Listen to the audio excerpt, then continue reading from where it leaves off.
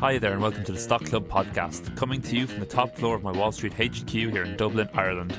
I'm James, and with me this week is MyWallSt co-founder and chief investor Emmett Savage and our head analyst Rory Carron. Today, we're talking about Softbank's $6.5 billion loss, the most profitable company in the world going public, and two megatrends that we're keeping our eye on over the next 10 years. Okay guys, so let's kick off today and talk about Softbank. So last week Softbank reported their quarterly earnings, and for the first time in 14 years they reported a quarterly loss of $6.5 billion. A lot of this came from their $100 billion vision fund. That specifically had an operating loss of $8.9 billion during the quarter, and it was driven mainly by the troubles of Uber and, most significantly, WeWork. Rory, are you surprised? No, not at all. I mean, I think what was most surprising was the presentation was put out last week, and I stumbled upon it through Twitter. Yeah. And clicked into the link and started going through the presentation. And it's very odd. Like, as someone who goes through investor presentations all the time, this didn't seem right. There was something weird about it. Yeah. And it had a kind of strange, kind of stormy sea narrative at the start, and we work bad kind of thing. Yeah. And then it just descended into kind of real... Remember when we talked about the WeWork S1? Yeah, what was the line? The opening line, Yeah. which is like, we're here to elevate the world's consciousness. Yeah, that was the one. Yeah, so like I How said... could I forget that? Well, when I read that, I said that was the most bizarre thing I'd ever seen from an investing point of view. This kind of was... I could kind of see where it's coming from when I saw this presentation by Softbank. There was just these kind of graphs where like... money goes in and profit goes up, and there's no like figures attached to it whatsoever. There's no time period attached. It's an XY graph with no legend whatsoever. Yeah. There was one slide which was said gross profit down, operating expenses up equals negative EBITDA, and then the next slide said gross profit up, operating expenses down, EBITDA positive. Yeah. And literally it was this was like the plan to turn WeWork around. Yeah. And it's like, this is crazy. How are you, like, you can't be a $100 billion company and present this kind of stuff to shareholders. Yeah. But they did.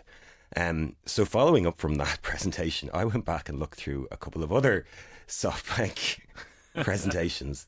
And trust me, they only get weirder. There's one particular from 2010, which was like Masso-san's 30-year vision.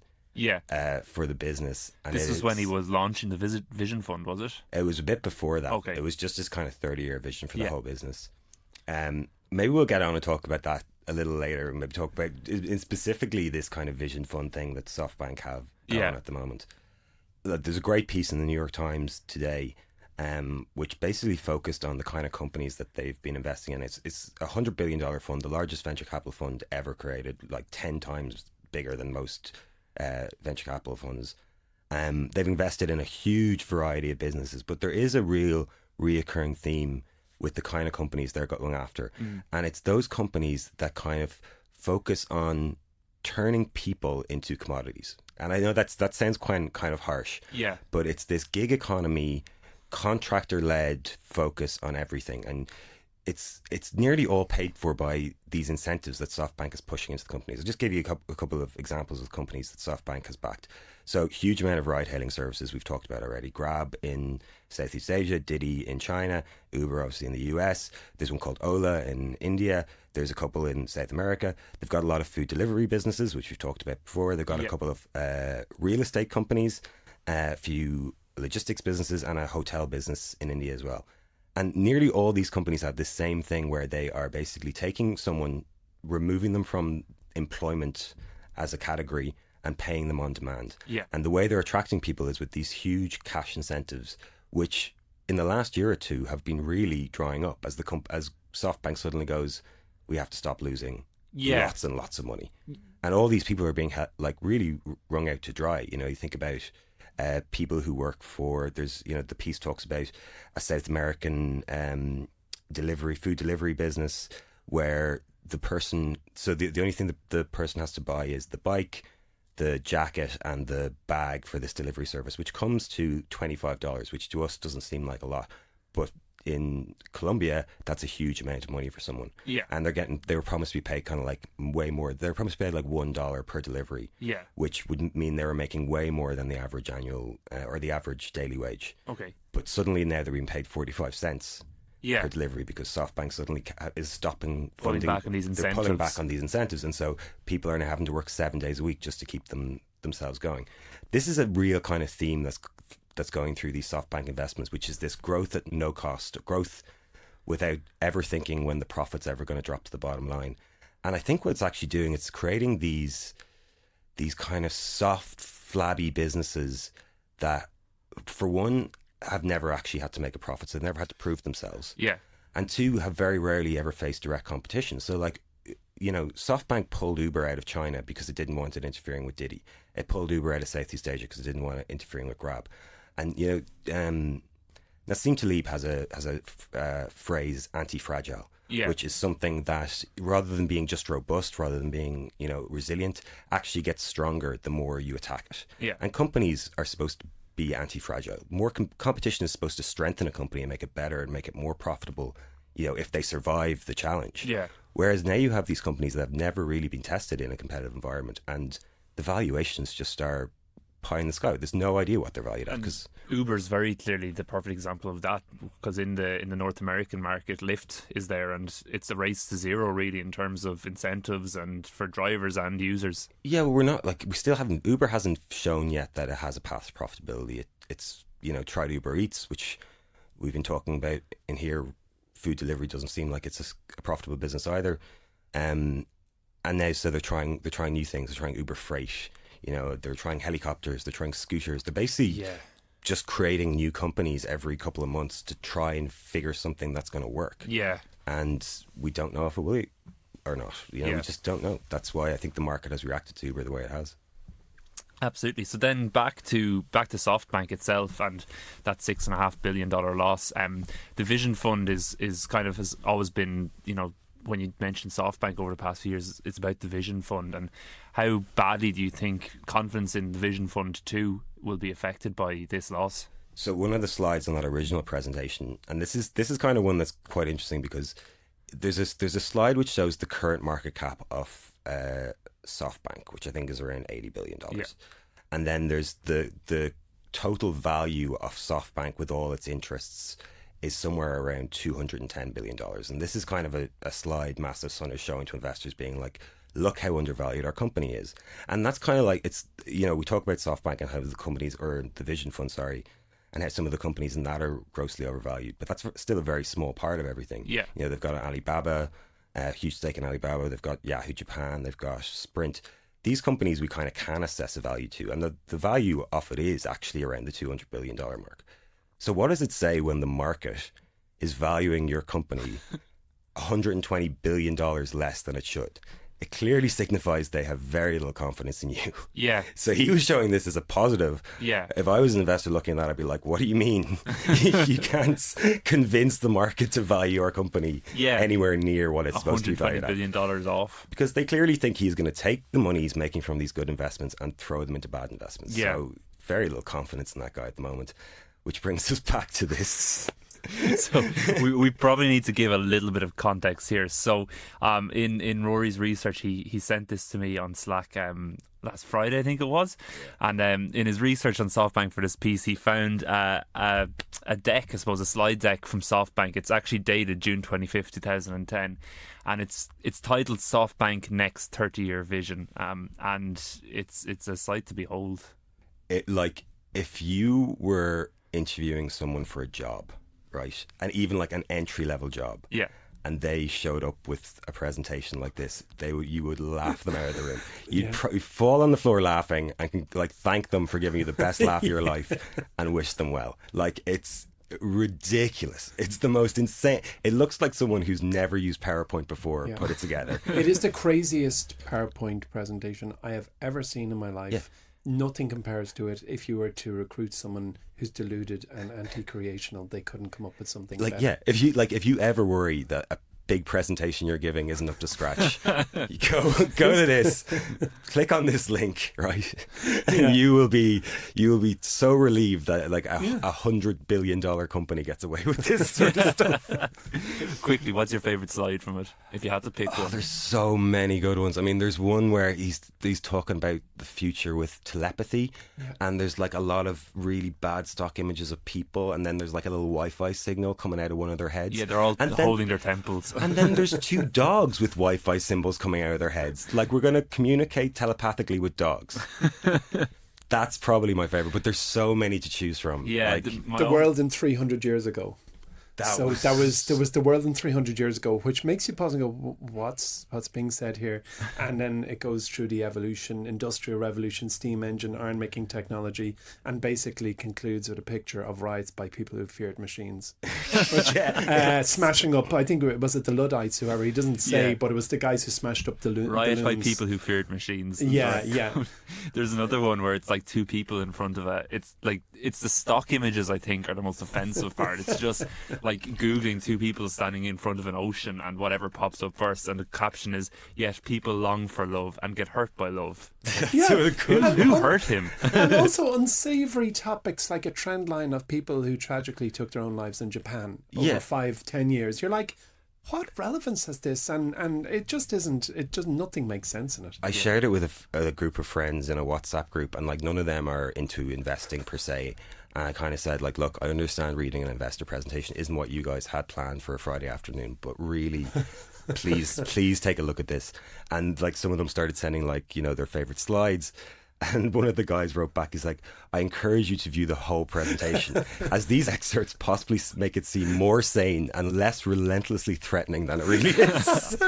So my favourite slide I just happened across here is a graph of the number of brain cells. Oh, so yeah. A human being has 30 billion brain cells, a chimpanzee has 8 billion, an insect has 1 million, and an amoeba, which we're compared to, has 1 brain cell.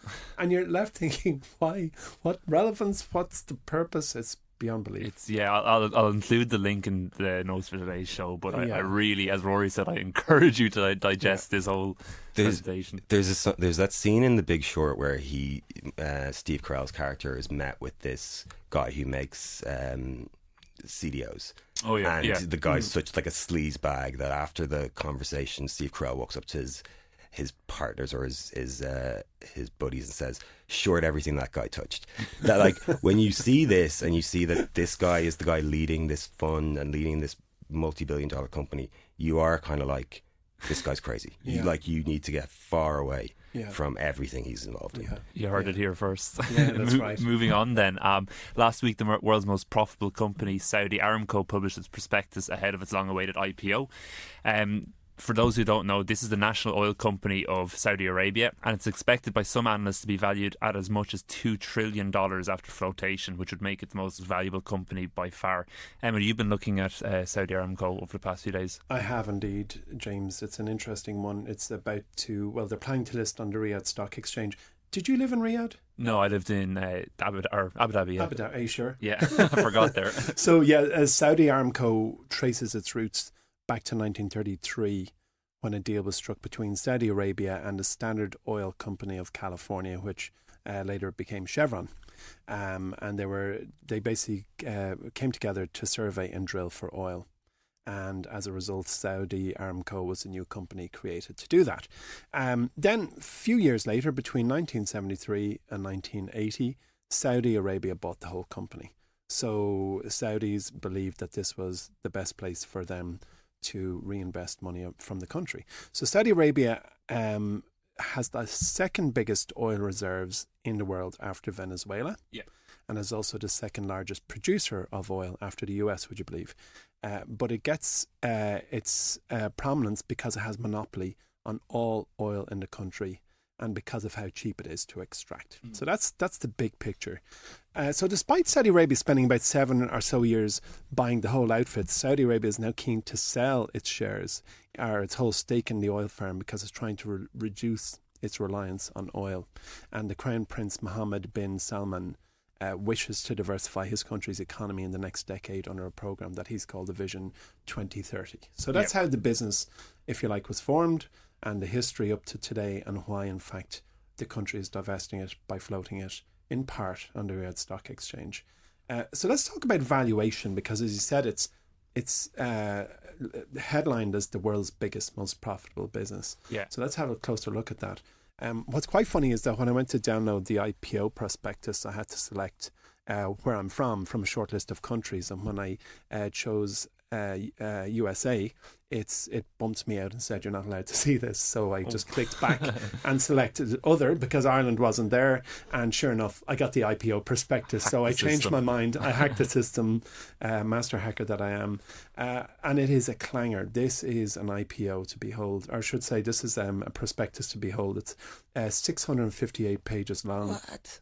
It's insane. It's actually insane. It's not a million miles from our Softbank conversation, and you'd need a week to read it, and a deciphering expert by your side, because it is a complex tome, and they have covered many things. And despite the fact that I couldn't download it under the pretense of being an American in the USA, the very, very, very final page has a state stamp from the state of Texas, and all the engineering reports are signed and sealed by the head of these things in Texas, in the state of Texas.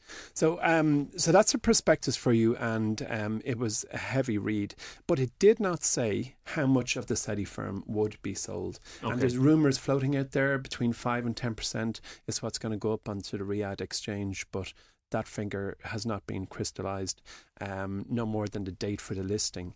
So there wasn't a lot we could deduce about what's happening when.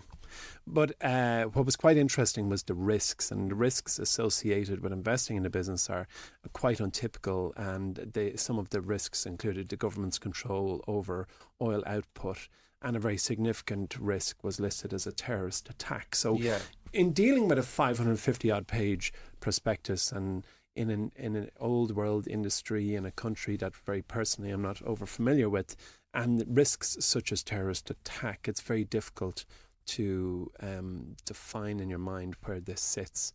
But according to Bloomberg, Saudi Aramco is worth $1.2 trillion, although Riyadh would prefer a valuation of $2 trillion, as we said. Who wouldn't, in the intro, which is one of the reasons why the share sales has been delayed several times up until this point. So the most common number out there for the value of the business is 1.5 trillion to 1.7 trillion dollars, and again, if you measure sentiment, that could be a little on the high side. And I guess for trivial benchmarking's sake, Amazon as of this moment in time is worth 881 billion. So these guys are kind of thinking double that. So to just and it's completely irrelevant. It's comparing an apple to a pumpkin, saying like comparing Amazon beside Saudi Aramco, because really there's no relevance between two businesses. So why is it possibly going to be the most valuable company in the world?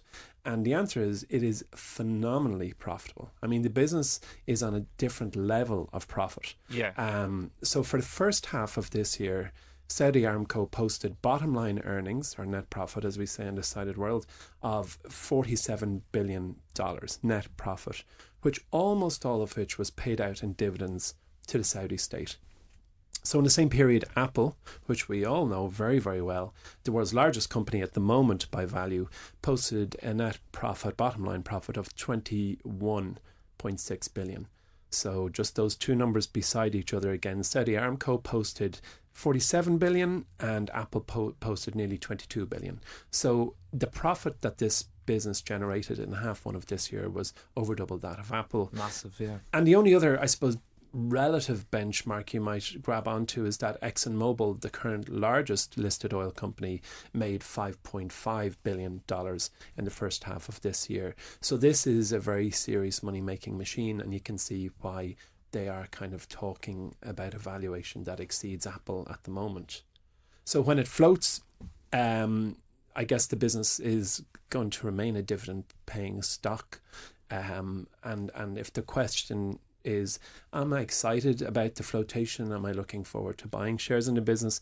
The answer is no, not especially, because I can't foresee the largest company in the world that's operating in a very old world industry growing meaningfully from this point onwards. Yeah, absolutely. And then just in terms of the logistics, if this is listing on the Riyadh Stock Exchange for the common US retail investor, how might those shares be made available? Difficult if they only float on the Riyadh Exchange.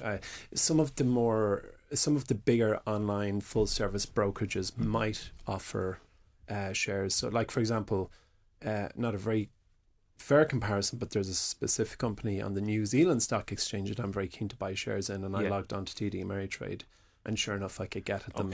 I haven't checked if Riyadh Exchange is, let's say, wired up to TD Ameritrade, but I think it'll be quite difficult. That said, download the prospectus and invest at the sort. If you have a spare week on your hands. But there's a really interesting point about how you get a feeling for how truly far this business is from Silicon Valley when you hear them say that local people, even, quote, Saudi female divorcees, will be eligible to buy shares. You just realize we're talking about a business in a country with a culture that's quite far from the culture that we four in this room and our friends in the US were raised amongst. No, there's a piece in the Wall Street Journal yesterday, I think, about how it's being advertised heavily and marketed heavily to the Saudi population. This is like their chance to actually own part of what they landed on when they made Saudi Arabia like the country that it is and where it is. Kind of upending years of the status quo, which was that the royal family owned the oil and promised, in order that everyone maintain stability and let them run the place, that they would pay out dividends to the people and keep socialized medicine and education and jobs and all that kind of stuff. You mentioned Venezuela beforehand. Obviously, Venezuela didn't do this. They thought that they were going to have good times forever on the oil that they had, and when oil prices sank a couple of years ago, you see where that country is now. So it's funny. Saudi Arabia seems to be in a very tough position because on the one hand, they are trying to modernize. They're trying to they are very into green energy. They're building an entire city that's going to be green energy. What's it called? Zeom or Zom? I can't even pronounce it. But XEOM. It looked like the Babylon. Yeah, when you look at pictures, incredibly it's really futuristic, ambitious project that's going to be all done on solar energy. But I mean, think about the problems that they have. You mentioned terrorist risks there. There's so many other risks as well. Their former biggest customer, the US, is now an exporter of energy. Since they've got the shale, and China and the EU leaning heavily towards green energy now. They're not. This is a shrinking total addressable market. It is, and there's the world over is peppered with examples of governments with semi-state or fully state-owned assets that, at a peak valuation, they decide will divest this because it's the strategic imperative of the country. Why hold on to an asset that its future isn't as bright as its past? And I feel very doubtful when I see companies spinning off from state ownership for a whole bunch of reasons. One of them being experience. Yes, one of which most people in Ireland experienced, exactly, which was the state telecom operator. We won't get into that today. No. So that was Saudi Aramco. Let's move on to the company we never talk about. Rory, you're going to take it this week, and you're going to dive into probably one of the most recognisable and profitable casino operators in the world. Yeah, I mean, this is one of those companies we used to talk about an awful lot, I feel, and then possibly for the wrong reasons, actually. It was about, It was about 2 years ago that the founder, CEO, this is Wynn Resorts, by the way, in case anyone hadn't guessed by the casino reference. Steve Wynn it came out that he had been sexually exploiting staff members and had to resign. And since then, a new CEO has come on board, Matt Maddox. And it's funny, if you look at the chart of Wynn Resorts, it kind of has this kind of non-stop roller coaster trajectory where it goes up and then goes down really fast and then goes up and goes down very fast.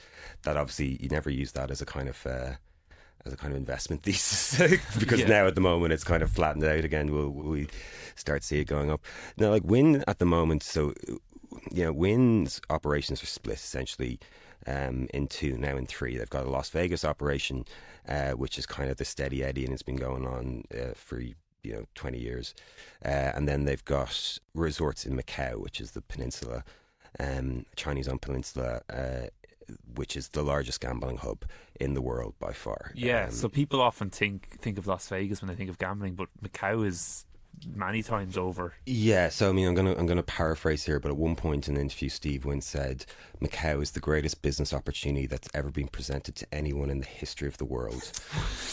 Steady on, Steve. Yeah, Get I off mean, the like, fence. this was a guy who knew his business, and Macau is a very, very profitable enterprise. Yeah. For the companies that have been allowed to participate. And when I say allowed to participate, what Win has that others don't is that it is one of 6 operators that is allowed to have a casino in Macau. Macau currently is about 80% of the company's operating profits, so the other 20% being from Las Vegas. They have 2 resorts there, one of which is currently covered in construction gear as they rejuvenate it, which has caused a little drop in their earnings down there. But that's a real short-term issue that should be finished by next year. Yeah. And the reason, there's a lot of casino operators that are floated, both on the American exchanges and on worldwide exchanges. There's a pretty steady investment for people. The reason we chose Wynn was because Wynn is synonymous with high-end luxury, based largely around what's former CEO Steve Wynn's vision of what a luxury resort should be, which was always grand. He designed the Mirage, the Las Vegas Mirage, and the Bellagio, the famous fountain outside the Bellagio. And he's responsible for some of the most iconic buildings in the world of gambling and the world of Las Vegas and stuff like that. And the reason the reason I think that Wynn is going to be a big winner for us going forward is that Macau is only becoming a bigger story. Yeah. There's been a huge amount of infrastructure investment put into Macau. There's a bridge that now connects Hong Kong to Macau. Obviously, Hong Kong is another topic of conversation. There is a new ferry port open, a new light transit system has been building, which should be open next year. They're doing a massive land reclamation project that's going to, I think, increase the land on the island by about 20%, or on the peninsula by 20%. So this place is growing. China's investing massively into this area, and it's an area that only 6 companies get to take advantage of. Yeah. And Wynn is one of them, and Wynn's one of the best operators in that area. They predict solid Macau visitation and growth over the years. It's become even more than a casino hub. It's going to become a real entertainment hub. It's going to become a place for families to go to for non-gaming entertainment. It's really going to be, the Las Vegas of China, and it's going to be huge. And is very well positioned to be a big part of it. I was invested in one of its competitors, I'd say 10 or 15 years ago, called Melco Crown Resorts. Of the very same investing thesis that we're discussing here, which is the peninsula of Macau is the rising mega force in Asian gambling. And it's true. And I think for those very long-term investing minds, I think it's phenomenal. I'd love to go and see the place. Yeah. Company research Way trip. day. Why not? There's also the fact that there's plenty of more markets opening up over the next 10 years. South Korea is going to be a huge gaming market. Yeah. Japan is going to be a huge gaming market. And this is a company that's proven time and time again that it delivers on building high-end luxury resorts that attract people. And it's the reason why they were the only company that got a license for the Boston casino, which they only opened a couple of months ago, which seems to be doing fine. It's the reason why they got the original gaming license in Macau. They have a reputation that precedes them anytime they go in to try and get one of these gaming licenses. And they're just a company I think is going to continue to build on this. Cool. So that was Wynn Resorts. Don't forget that we've recently launched a desktop version of the MyWallSt app. This means that you can now enjoy our market-beating stock picks and stock of the month selection on any device. Check it out now by going to www.mywallstreet.com and logging in with the same credentials you use in the MyWallSt app. If you're a new user, you can also sign up here to get a 3-day trial of our service completely free. November stock of the month selection is already up close to 10% after reporting on a brilliant quarter recently, and we're adding a new stock to the market beating shortlist on Monday. This is a company, Rory, that was previously kind of targeted by Amazon. Yeah, heavily targeted by Amazon. And we mentioned earlier Anti-Fragile. This is maybe one of those companies that's anti-fragile. Absolutely. So that's coming to the app on Monday. Make sure to check it out then. Jargon Busters. So we've 2 questions for Jargon Busters this week, and the first one is actually relates back to our last episode. So since our last episode, Fitbit has been acquired by Google. Rory, You're going to bring that up. Rory wasn't too confident it would happen, but wasn't that I wasn't confident. I just said it was a rumor. It hadn't been announced yet. Well, it's on record, Rory. So, but, the question I suppose now for Fitbit investors is what happens to their shares in Fitbit now that Google has acquired the company? Well, they haven't actually acquired them yet. Okay. So this is me. See it again? I have to correct you each time. No, they've made the offer to acquire them. It looks like it's a done deal. It'll be finalised at some point, probably next year. They weren't too specific about what quarter or whether it be first half or second half. But yeah, they bought them for $2.1 billion. It's $77.35 per share, I think. That represented an 18% premium on the day before's price and a 70% premium on the price just 1 week ago before the rumours started circulating. Okay. So Fitbit shareholders getting a good premium on their shares, just in terms of the percentage increase. So what will happen is, well, you've kind of got 2 options. You can sell your shares at the current price, which is probably about 4 or 5% discount from the actual acquisition price, which that discount is there just in case the deal doesn't go through. Okay. So you can sell them now, take the money and reinvest in something else, or you can just wait till it gets finalised, in which case you get the full 735 whack, and you will no longer be a Fitbit shareholder. This is an all cash deal. There's no stock exchange, so you'll just get cash into your account and you can invest it in something else. If you want to invest it in Google, you can. Yeah. Keep in mind that Fitbit, it will be literally like 0.1% of the business. So your exposure to Fitbit won't be as great, but just keep in mind that you might have to pay taxes on it as well. Yeah, forces the tax event. Cool. So the second question we have then is about price to earnings ratio. So what is a price to earnings ratio, Emmett, and how should you use it in assessing a stock? Sure. Well, a P ratio is the current share price. That's the P divided by the earnings per share, or the net profit per share, and it's generally a number ranging from 1 to multiple of thousands. Yeah. Or NA, non-applicable. And the P is a number that has been the focal point of people in our profession for a very, very long time. But I think as the years have gone by and businesses have evolved, it's less relevant. Certainly, I've never made a stock investment that was informed by the P beyond simply seeing, is there a P? Yeah. Is it NA or a number? Because if it is a number, the business is profitable. Yeah. Or if there is no number, it is not profitable. But there's very little, I believe, you can deduce from a P, especially in a business where profits are growing quickly, because that P number is changing on a daily basis, on an hourly basis. Now, for older world businesses, I think some traditional stock analysts will stack the P of similar businesses beside each other and use it to take a view on which one might be relatively cheaper. Yeah. It's something I've never done.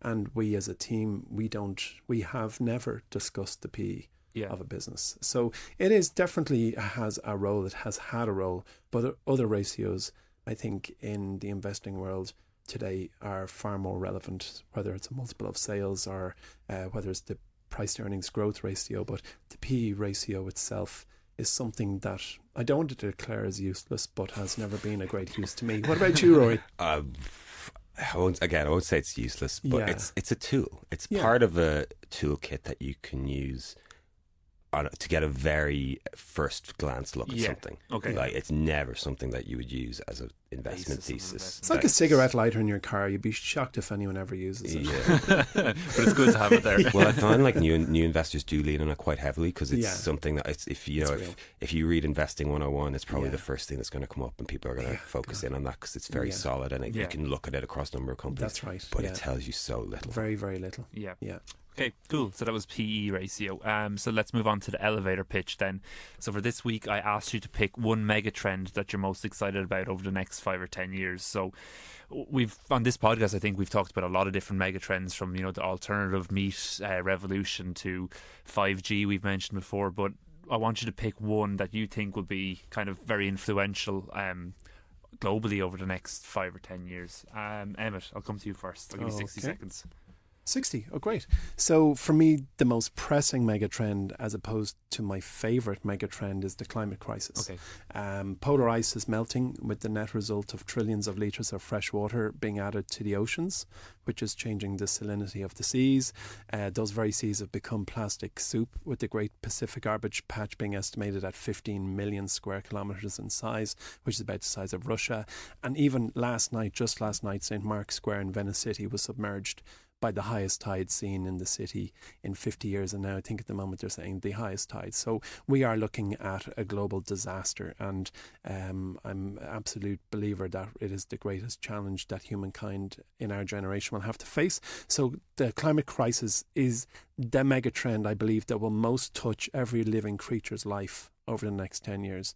And as a result, it is the one that, while I wouldn't say most excited about, is the one that I believe every problem presents opportunities, and therefore it is the megatrend I am most engaged in. 101. 1 minute and 1 second. Bang on. So that was the climate crisis. Rory?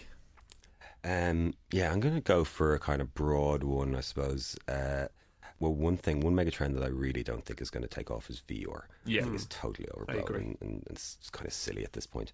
But one thing I do love is voice. So whether you're talking about kind of an echo in your home or AirPods using Hey Siri, I really think voice is going to be a very important part. I've just set Siri off on your phone there. And on my computer. Stop listening. Sorry, I won't say her name again. So I think that voice is going to play a very big part in the future. I think, Google a while ago talked about ambient computing, having a computer kind of all around you all the time in some way, shape or form, and that might sound quite dystopian, but it has the ability to change really the way we live. The Google, I think it was a year ago, demonstrated when they were talking to someone in different languages how they could instantly translate between people who were listening in through their Google Pods or whatever it was. So I think that's quite an interesting kind of future megatrend, and I'm not sure exactly how to play it yet, but yeah, I like it. Well, just for the fact you set off Siri there when you were talking about it, I think I have to go with voice. you kind of got it right in action there.